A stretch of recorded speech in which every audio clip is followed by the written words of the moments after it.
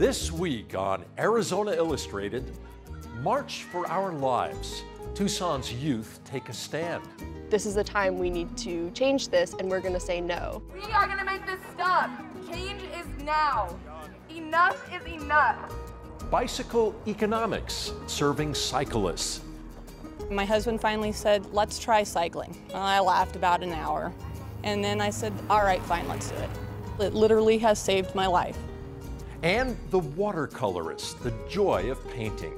A wet on wet is painting with the paper really saturated with water. The main challenge is knowing how much water and how much paint you can use.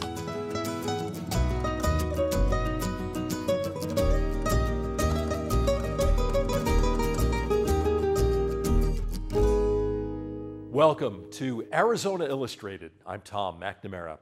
On Wednesday, February 14th, 2018, 17 people were killed, another 14 wounded after a gunman armed with an AR-15 semi-automatic rifle went on a shooting rampage at Marjorie Stoneman Douglas High School in Parkland, Florida.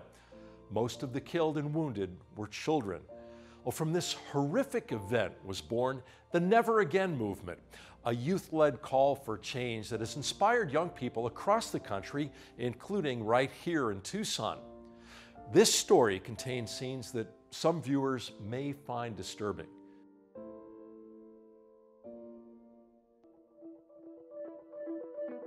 (911), what is your emergency? I think I hear gunshots. I think I was in my student council class at the time. It began as an ordinary school day, and it was almost over when gunfire erupted this afternoon. And I just got a notification from the news app on my phone. Another community is in disbelief, shocked by devastating violence, this time at that Florida high school on Valentine's Day. And I remember just being like, oh my God, what is this? Since it was at a high school, and I'm a high schooler, that was especially scary. My teachers had to sit down with us and say, what do we do in case there's a shooting at school? Where do we go? Where do we sit in the classroom? Do we try and leave campus? I saw this one video that one of the kids took on their Snapchats. It was terrifying. People were screaming so much. The kid who was filming was moving around the classroom. You could see people hiding. I saw this one girl who was just laying on the floor with blood spilled everywhere. I couldn't understand how this could happen and how that could be something that people just accept. In the wake of the mass shooting at Marjorie Stoneman Douglas High School in Parkland, Florida, many found themselves questioning what they could accept and refuse to accept. This isn't just a mental health issue. He wouldn't have harmed that many students with a knife! Within days, the Parkland survivors sparked a movement with their outrage. And in classrooms across the country, students took note. They really met this issue with a lot of force and said, this is the time we need to change this, and we're going to say no. And I think that gave a lot of students confidence all over the country to march against it, protest, walk out. There you are. Hi. Hi, so we're standing over here. We are going to make this stop. Change is now. Enough is enough. Sharmila Day and Paris Lopez joined students from across Tucson to organize the March for Our Lives on March 24th, 2018. As I look out at everyone that has come to participate today, I can confidently say that our power truly is in the numbers. I thought that that would just be incredible if we had something locally so that people who weren't able to go all the way to DC could still participate and show that they cared about this. I want everybody to repeat after me. Hey, hey! Oh, the NRA has got In stepping up for the Never Again movement, they stepped into a legacy of youth-led activism. The young people have always been at the forefront of these changes for generations. I mean, if you think about the civil rights movement, it was really young people who were generating that, who were really pushing the elders to say, come on, you know, you need to stand up, let's do something. They were often the ones coming up with these innovative ideas about what we should do and how we should do it, and they were willing to take risks. Especially recently, we've had some really strong youth-led movements that we see in the Black Lives Matter movement. We've seen in the anti-ethnic studies battle here in Tucson. As a nation, we've reached a tipping point. The Parkland students stood up and said, "I'm calling BS. I'm not going to take it again." What do we want? Change! When do we want it? Now! What do we want? Change! There was a rise of people in the nation of all generations that said, "We are with you." How the survivors have made their call to action matters too. Social media has allowed their message to spread more quickly than ever before. And then there's the issue of who's doing the calling. These are upper middle class, mostly white students that are leading this movement. There's been some critique that because of who they are and where they're from, that there's a little bit more buy-in from the national media and from people across the United States. The Parkland survivors and the local activists they've inspired are unique in their willingness to acknowledge their privilege. We openly recognize that we are privileged individuals and would not have received as much attention if we weren't for the affluence of our city. They're also unique in their message. NRA, how many kids have you killed today? While many politicians have been quick to focus on mental health when shootings happen, Never Again activists have put the emphasis on gun control. We really need to make it harder for people who want to hurt students to be able to get a gun. I know a lot of people will say that the only way to make our community safer is with more guns, but statistically what's been shown is that that doesn't really work. In fact, studies have found that gun ownership makes people less safe. And researchers like Duke University's Jeff Swanson have shown that there's no link between mental illness and gun violence, except in the case of suicide. The fact is that the vast majority of people with mental illnesses are not violent, and never will be. And the vast majority of the perpetrators of gun crimes don't have a mental illness. Gang shootings and suicides and domestic violence incidents and a small number of law enforcement actions. We didn't see them on CNN that day, or the day before, or the day after. But that's the daily drip, drip, drip of gun violence. And that has to do with our unique relationship to firearms. An estimated 8,000 people took part in the Tucson March for Our Lives, joining at least 1 million other protesters in communities across the country. And we've discussed how a hypothesis is a tentative claim. High school teacher Maria Jenis was there and saw it as a turning point for the youth who led the way. Remember, November, vote, vote, vote! It was the best experience of their lives so far, is to take the streets with banners that say things like, "I stand with Emma," and to be Emma Gonzalez, to be what they see as someone speaking truth to power. Tell me why our country has more mass shootings than any other in the entire world. We host 34% of the public mass shootings and only 5% of the world's population. We've created this gun violent culture that goes from everything from police brutality, where all somebody has to do is yell gun, and if you're a young African-American man, you're dead with 20 bullets in you. And I think my students are sensing that they have the power to change this. People are so in support of it, and they're coming together in cities everywhere, even Tucson. They're just making this something that we need to talk about and that we need to face. The topic of gun control shouldn't end here after this nationwide march. The dialogue needs to continue until things are changed. So go out and register to vote, let your voices be heard, and let's be the change this country so desperately needs for our future. It's definitely time for them to decide whether they want to risk losing their young voters. I hope that will come from this march and this move across the nation is that politicians and adults and the media will start listening more to students and asking their opinion and realizing that what they have to say about issues is valid and important and needs to be heard.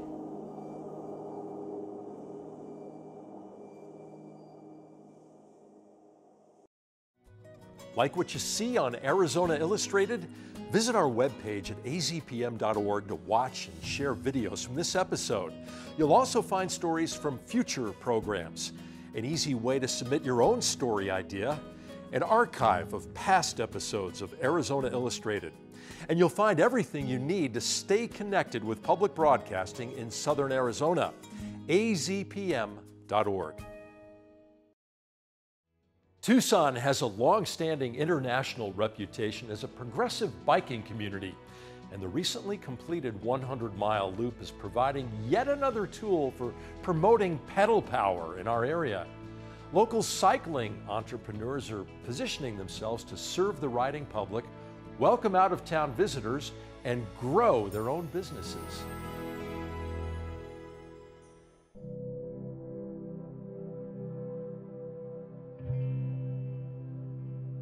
While operating a successful kayaking business in northern Arizona, Jimmy Bultman and his wife decided to begin a different chapter in Tucson. Basically, I came down here with no job lined up at all, and I soon discovered that kayaking wasn't so good here. So I had to figure out another way to stay out of a cubicle job, basically. Bultman conducted some research. He realized there wasn't a company specializing in bike tours, so that became his focus. My whole life I've used it to go to the store, bop around town, so that's basically what a city bike tour is. And I also really like history. Off to the right, we'll line up after the lovely dumpster here. So we're gonna be going through all the historic neighborhoods. By Western United States standards, we have a lot of history here. You know, Phoenix is more of the Johnny-come-lately city. Wheels on the road, not water and kayaks, would keep him outdoors and away from a cubicle. The business opened in 2015. Here we go. We'll stop at the corner just so you guys can get a feel for the push off and stop. Slowly but surely, you know, the business gets better, and I think it doubles just about. For the first 3 years, it's kind of doubled every year. This year it's plateaued off a little. This is now year 4. It's grown pretty fast. It's a lot of fun, yeah. And so having fun at your job, you know, what's the adage? If you like your job, you never have to work a day in your life kind of thing. So yeah, there's a little of that.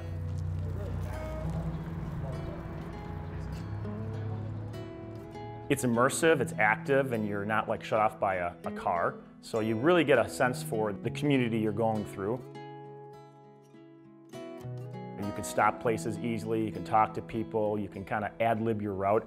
So it's just a great way to get a feel for the community. And it's better than a walking tour because you can cover so much more ground. We're going to the Owls Club. We travel quite a bit, and whenever we travel, if there is a bike tour available, we go on it. Yeah, the 60s and 70s weren't so kind for architecture. And we love today. We always learn a little bit of history, a little bit about the ecology of the area, the culture, and a bonus is that we get a feel for the area, and then we know what place do we want to come back to later on our trip. And one of the places they visit is the Loop. I think it's awesome. I mean, I think it's a great resource for the community, for the city, potentially a good tourist attraction. I know I rode on it earlier this week, or actually ran on it earlier this week. It was a lot of fun. I think it's awesome. The Loop is a path that spans dozens of miles around the Tucson metropolitan area, including the Santa Cruz River on the west. Sonoran Landscaping Materials had been operating there since 1981, before the Loop had even been drafted. So when company employee Mike Wilkinson noticed the path's construction, a light bulb went off. He spoke to his boss, and a new business was born. We just saw an opportunity to use an area of our yard here to set up a small shop, just to kind of support the riders and just kind of see what happens, you know. That was in 2012. We started small, and it was a small trickle. I mean, we'd maybe see, 20, 30 riders in a day. Now we can see upwards of, 300-400 riders coming in on a weekend, on a busy weekend day. That's what my CPA says too. We're not making killing, but he lets me know that at least my sales are going up at least every year, so that's a good thing. Shirey Keene is one of the regulars at Tucson's Loop Bicycle Shop. I've had a lot of difficulties and was in a wheelchair, walker, cane, whole bunch of stuff, and couldn't find any type of exercise that didn't hurt me. And my husband finally said, let's try cycling. I laughed about an hour, seriously. And then I said, all right, fine, let's do it. It was a painful 3 miles the first day, but instead of quitting, Keene persevered. For some reason, cycling took all of the weight off of my bone issues, and it gave me that stretch in my back that I needed. So I started doing it, and now I've gone from 3 miles, I'm up to about 200, 250 miles a week. I cycle, it literally has saved my life. Now, in addition to being a fan, she also represents a women's-only bicycle brand in Tucson. It's a bicycle, fit, form, and function for women only. They've done testing and everything for actual women, the length of their arms, body, the way that they move, the whole bit. For health, for pleasure, and for business, bicycling is flourishing in southern Arizona, and that growth is rewarding for Richard DeBernardis. Our gold mine is in our outside. Our gold mine is in bicycling, in running. That's where our gold mine is. People are coming here because of our weather.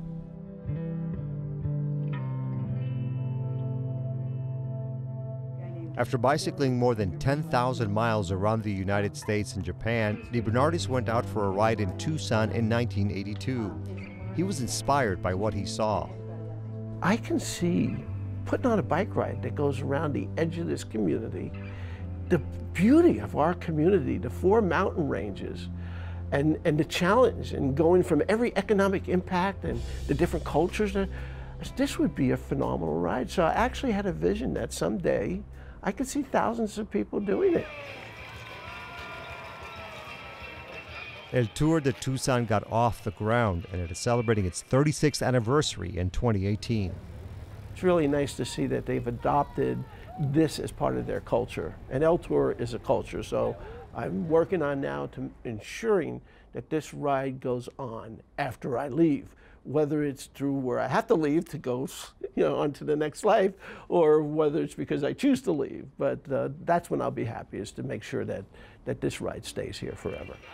And while he works on the future of El Tour de Tucson, others are making their own set of economic contributions, providing their version of pedal power in the community. It's been fun. I'm able to do something that I enjoy. I hope that I'm able to do this for a good while longer. It's a great outlet for me. I enjoy helping people. I like to see people with smiling faces, enjoying what they're doing. So, and I get the joy out of that.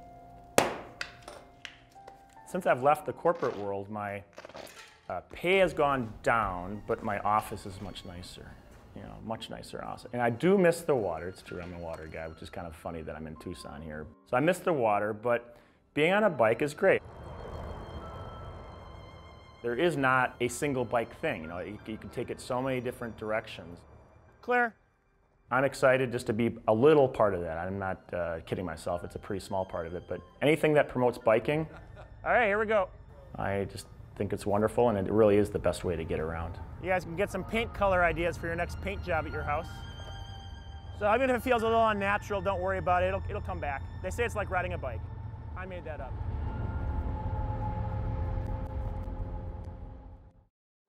The Southern Arizona Water Guild is celebrating their 50th anniversary in Tucson this year. The group started in 1967 and now enjoys more than 400 active members. We wanted to find out more about them and their passion, like what exactly is watercolor?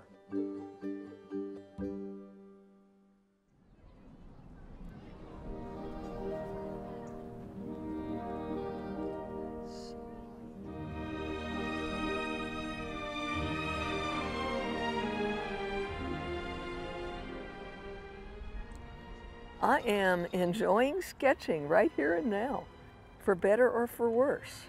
I think plein air painting is especially maybe meditative. This is a good way to express yourself and be doing something creative. Outdoors, what more could you ask for? It's pleasure. Very relaxing, extremely relaxing, and just a delight. I like to time things to 25 minutes. If it's a bomb at 20 minutes, it is just delightful to walk away. If it's good, then you finish it. I'm working on a watercolor painting of the bench and the pots. I like the color and the way it's set up. I mean, you don't always get something you really love, but yeah. I did watercolor off and on because, you know, you raise a family. Back into the 70s, 60s actually, long time. Well, it's something I started when I was very young, and so once I stopped working, then I wanted to start painting again. They've always wanted to do it, and they've never had the time because of work, family, whatever was going on. So they've been waiting. When the time comes that they have the opportunity, they want to do it. Painting by yourself isn't very fun. And I don't know, sometimes it's probably not very safe. So it's good to have a group. And so the Watercolor Guild offers different groups, and they also offered some social opportunities, I think. There's some very good watercolor painters, but it's not really very intimidating. It's a great place to get with other people who are already in art, see what they're doing, get inspired. They have a gallery. You can be in the gallery and improve. That's done.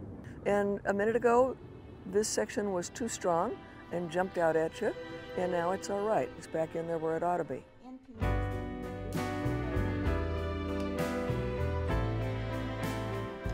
I wanted to express myself, and as I retired, I decided that that was the area that I was going to go into. Controlling watercolor is like herding cats. It is different. It's actually surprising in many of its characteristics. If you start into watercolor and you are new to it, is surprising and a bit frustrating because it is difficult to manage. If you want to advance yourself and advance your skills, you really do have to be serious about it and be devoted to it. So daily painting is a good way to do that. This is a practice painting. This is actually a study for a real painting. I call my paintings applied chaos most of the time. You start out with an image and a goal, and then as the paint moves over the paper, one is constantly adapting to that. When I get done, this is supposed to look like snow and fields. I'm trying to get the right color here, so I have to add a little red. Wet on wet is painting with the paper really saturated with water. The main challenge is knowing how much water and how much paint you can use. As you can see, the water will run down, the paint runs down, and you have to know how much of that you want to have happen. You can paint different ways with watercolor. If you paint a dry brush effect, you're getting more of the acrylic type of movement where you actually can do a little bit more to make that paint go the places that you want it to go. I got a drop of water on damp paper and it pushed the paint away, so I have what we call a cauliflower. All right. The Yeah. mommy just blew. Oh, beautiful. Oh, the group is great. Actually, this watercolor group is the most welcoming, the most accepting, the most supporting, the most fun of any group I've been involved with. Well, congratulations. So I know. And I don't mean just these people here, but our general membership. You go to a meeting and everybody's talking to everybody else and introducing themselves and sharing information about what they're doing, where they're painting and stuff. I think it's a great group. It's really a wonderful community. Everybody's trying to get better and everybody wants to get their painting juried into a show. So there's a little competition edge because we all want to get in, but everybody's also really supportive of whoever got in.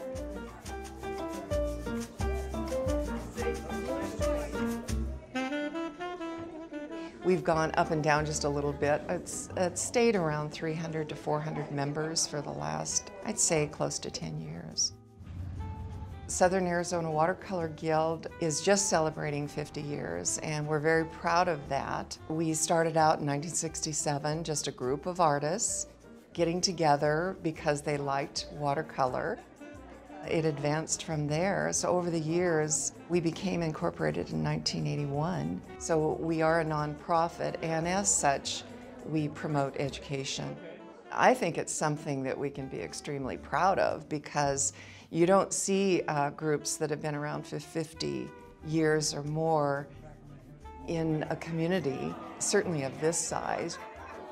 But the fun thing about watercolor is actually taking the watercolor from your brain through your hand and putting it on paper and see it change.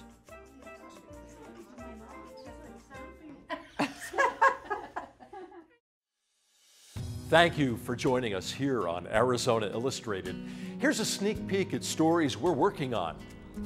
Think about the day, and I wear a fanny pack with a notepad in it, and if something pops into my head that I don't want to forget, I write it down and keep running. I was in Africa for a while. There's an old African proverb that when the sun comes up, if you're a lion, you better be able to run faster than the slowest gazelle or you'll starve. If you're a gazelle, you better be able to outrun the fastest lion or you'll get eaten. So when the sun comes up, you better be running, whether you're a lion or a gazelle. So if you're a mother, could you guys raise your hand for me? I just need to know how many of you are mothers. Everybody, all but one? I have 5 kids, and 4 of my kids went through my addiction with me. My name is Michelle, and I am from the U of A Camp Wellness Program. I've been incarcerated 3 times. My last time getting out of prison was back in 2007. In fact, when I went in pregnant.